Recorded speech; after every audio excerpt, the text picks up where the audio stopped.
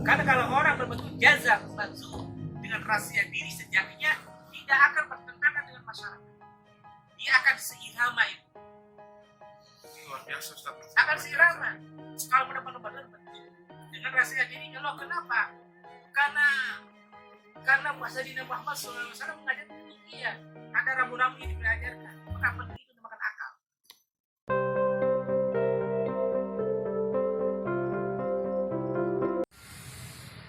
Assalamualaikum warahmatullahi wabarakatuh. Alhamdulillahirrabbilalamin. Wassalatu wassalamu ala rasulillah dan nabiya ba'dah.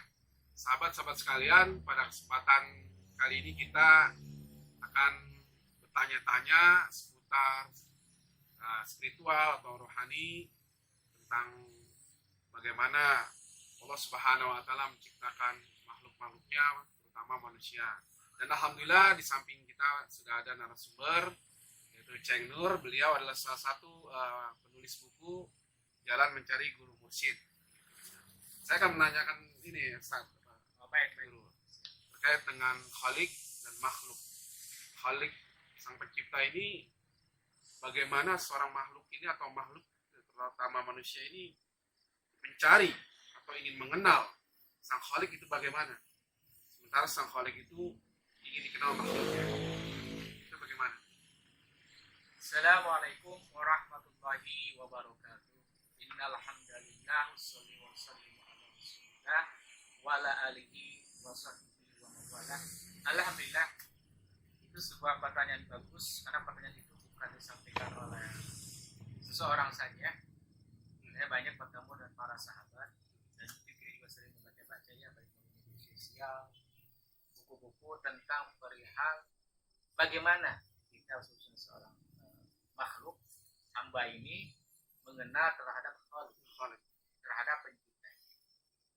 Sebagaimana pengalaman, ini minimal pengalaman bahwa kunci yang paling sederhana agar kita mengenal yang namanya Khalik, atau mungkin istilah dalam bahasa umum adalah Tuhan, atau mungkin dalam bahasa orang-orang Islam dikenal dengan Allah. Kunci yang paling utama yang sederhana itu adalah bahwa kita harus berjumpa dulu dengan seorang guru. Itu yang paling sederhana, seorang guru. Tentu bukan guru dalam makna guru yang sederhana, artinya hanya mengajarkan bahasa Arab, mengajarkan tentang ilmu-ilmu yang lain. Guru di sini adalah memang guru-guru yang telah sampai pemahamannya ke arah terhadap Khalik maupun atau makhluk. Itu kunci utama. Nah, nanti si guru itu barulah akan membawa yang namanya para pencari, para pencinta terhadap pencariannya itu tersebut. Begitu. Nah, adapun yang paling utama adalah apa tujuannya yang namanya Allah Subhanahu wa taala itu menciptakan yang namanya manusia. Itu ada misi dan visi. Allah misi cuma satu, dia menciptakan manusia. Tidak ada misi yang lain. Ingin apa? Karena Allah ingin dikenal. Maka ada sebuah keterangan, maka disebutkan sebagai hadis qudsi, kuntu kanzan makhfiyah fa aradtu an u'raf fa khalaqtul khalq. Aku ini ada sebuah perbendaharaan yang terpendam. Karena aku ini ingin dikenal, maka aku ciptakan manusia. Yang menjadi pertanyaan adalah kenapa manusia? Bukankah Allah juga menciptakan yang namanya jin? Yang paling utama kan manusia dan jin yang mukallaf, yang punya kewajiban atau nanti akan diberikan pertanggungjawaban di luar makna lain. Tapi yang utama ini adalah kenapa Allah ciptakan manusia. Dan memang kalau kita kaji bahwasanya yang bisa mengenal Allah itu hanya manusia secara paripurna. Sejak Nabi Adam alaihissalam sampai yang terakhir kaji Nabi Muhammad sallallahu alaihi wasallam, hanya manusia saja yang bisa mengenal dengan paripurna, mengenal terhadap yang namanya Khalik. Jadi karena dia misinya adalah ingin dikenal. Karena kalau tidak ada manusia, tidak ada yang mengenal. Sebenarnya yang bisa mengenal secara paripurna adalah manusia. Jadi misinya Allah Subhanahu wa taala ingin dikenal makhluknya. terutama manusia. Nah, untuk bagaimana manusia ini menuju atau mengenal Allah Subhanahu wa taala itu ada jalan-jalan khusus apa seperti apa?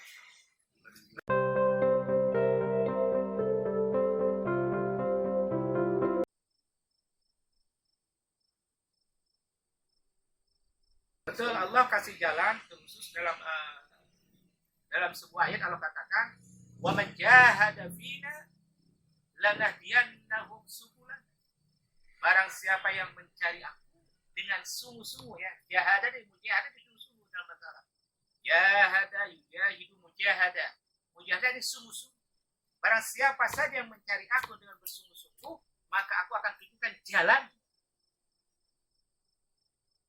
Sekalipun nanti dalam perjalanan itu cukup dikaliku, kalau katakan saya katakan dinamika. Dinamika perjalanan seorang salik, seorang yang sedang menuju kepada Sang Pencipta. Ujinya harus sungguh-sungguh. Nah, setelah sungguh nanti kita akan Allah tunjukkan jalannya. Dalam hal ini Allah akan ketemukan dengan gurunya. Itu yang dinamakan dengan hidayah. Hidayah itu adalah petunjuk. Siapa yang membawa hidayah itu yang manusia guru. Artinya Allah akan pertemukan seorang hamba yang mencari, yang mencintai tentang terhadap Allah, dia akan diberi hidayah. Hidayah itu apa ya? Guru. Dia akan mengenalkannya. Tidak mungkin Allah turun dari langit, hei hamba, hei para pencari, inilah aku yang kau cari. Tidak demikian konsepnya. Maka Allah kasihlah perwakilan atau media itu namanya guru. Termasuk yang berada sebagai, karena sekarang perhatikan setelah kajian Nabi Muhammad SAW, setelah selesai menyampaikan risalah, hari inilah para guru itu yang akan menyampaikan, dia akan mengenalkannya yang Allah telah tunjuk. Jadi segitu pentingnya seorang guru itu untuk menyampaikan untuk orang-orang itu yang ingin mengenal Allah dan sampai kepada Allah. Betul. Jadi memang guru peranannya di sini sangat penting. Bahkan dalam suatu sisi yang lain bahwa Allah itu menghormati perkalian antara guru dan murid. Tidak terlepas ilmunya itu ilmu apa. Sekalipun ada istilah kalau kita boleh katakan, kalau kita maaf ya, ini sekedar aja ilustrasi. Ada ilmu putih, ada ilmu hitam. Ya maaf ya, kalau ilmu sih satu. Sekalipun orang yang belajar tentang ilmu tentang yang tidak akan mendatangkan kebajikan kepada orang tersebut maupun kepada orang yang lain, tetap Allah menghormati perkalian antara murid dan guru. Walaupun secara ilmu hitam. Iya, Allah tetap menghormati. Itu karena sangat pentingnya hubungan antara guru dan guru.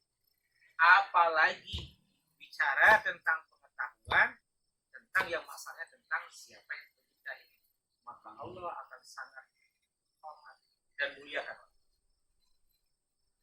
Nah, ini fenomena yang ada saat banyak tanda kutip ya, sebagian manusia yang ingin mencari atau mencapai usul ataupun sampai pada mengenal Allah, ini banyak fenomena yang tanpa guru. Jadi bagaimana dampak seorang hamba yang ingin mengenal Allah tanpa guru? Seperti apa dampaknya kebanyakan? Ya sudah pasti. Jangan yang bicara antara konteks guru dan murid dalam bicara rohani. Dalam kita belajar bahasa Arab aja sudah ada guru. Kita belajar yang namanya bimbingan belajar anak-anak kita aja sudah guru. Apalagi bicara rohani. Kalau tanpa guru ya nanti tidak akan sampai.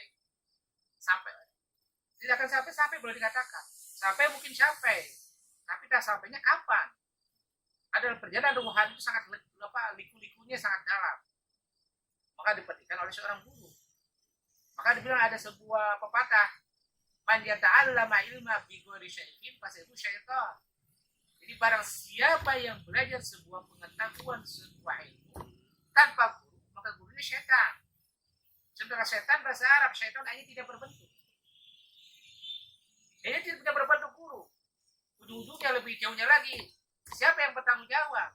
Jadi kalau di yaumul akhir, di yaumul mahsyar, ternyata kita belajar ilmu A, ternyata yang kita pelajari itu adalah salah dan konsekuensinya kita harus masuk ke neraka, siapa yang bertanggung jawab? Nah, pentingnya di sini kita punya seorang guru, dan tentu gurunya guru yang bergaransi. Artinya guru yang punya persambungan keilmuannya sampai kepada siapa? Kepada Kangjeng Nabi Muhammad sallallahu alaihi wasallam. Kalian guru. Jadi kedudukan guru atau posisi guru ini ada ciri-cirinya yang bikin kita, ciri-ciri seorang guru yang bisa kita ikuti, yang bisa membawa kita pada kepada Allah Subhanahu wa taala. Itu ada ciri-ciri.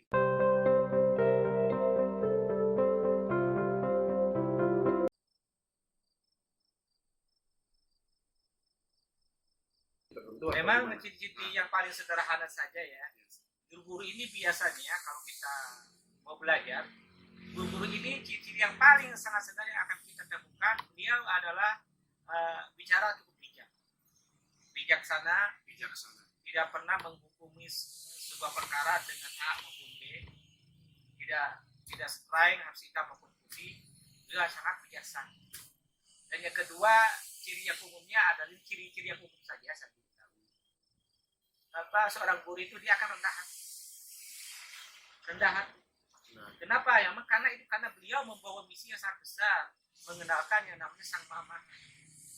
Sama persis seperti contohnya kanjeng Nabi Muhammad Sallallahu Alaihi Wasallam, beliau sangat rendah hati. Karena ilmu yang akan dibawa ini ilmu kelembutan, ilmu keluhuran. Maka orang yang membawanya pun harus yang punya rendah.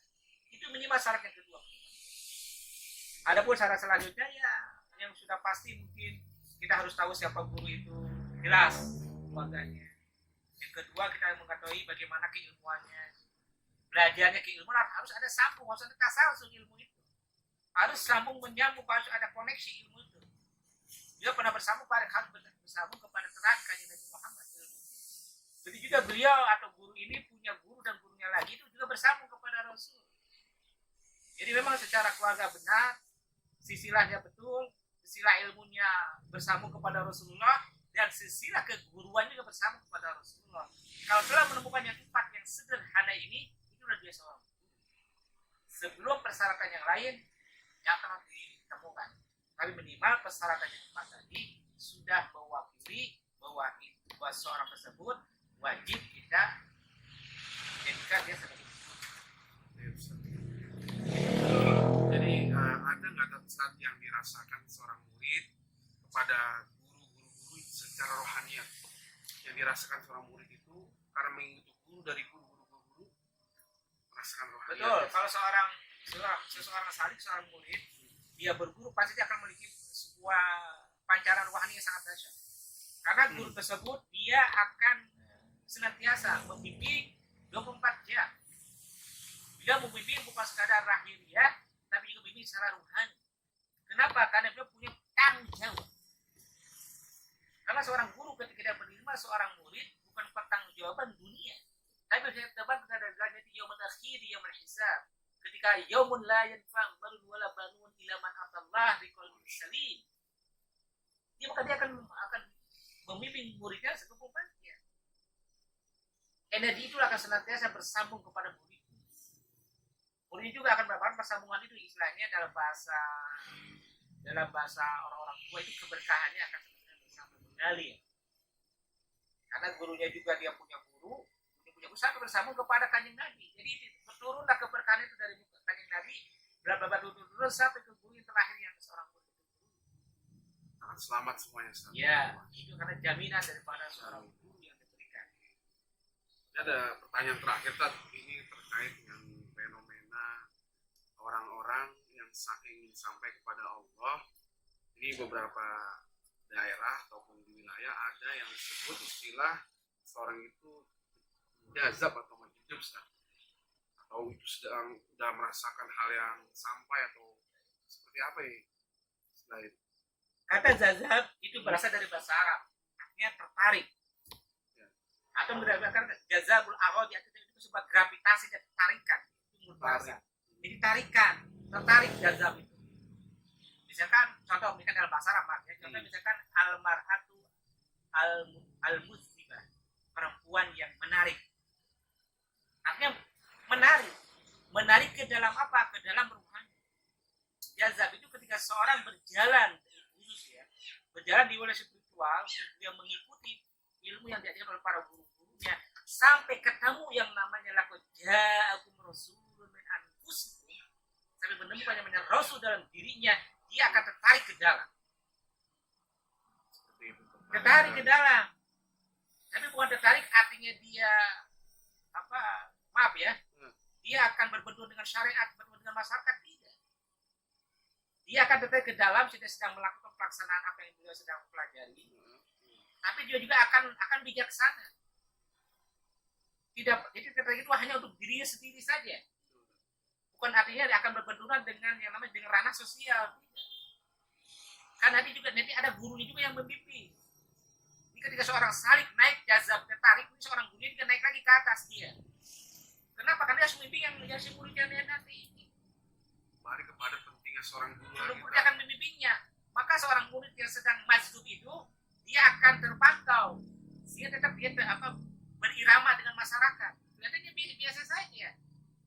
Adapun maaf tanda kutip yang sering maaf sekali lagi yang kelihatan secara kasat mata tidak ada keserasian dengan sosial itu karena mungkin itu baru awal. Karena harus ada namanya rasionalisasi. Jadi rasionalisasi antara perkembangan rohani dengan akal karena akal itu adalah pusat daripada segalanya.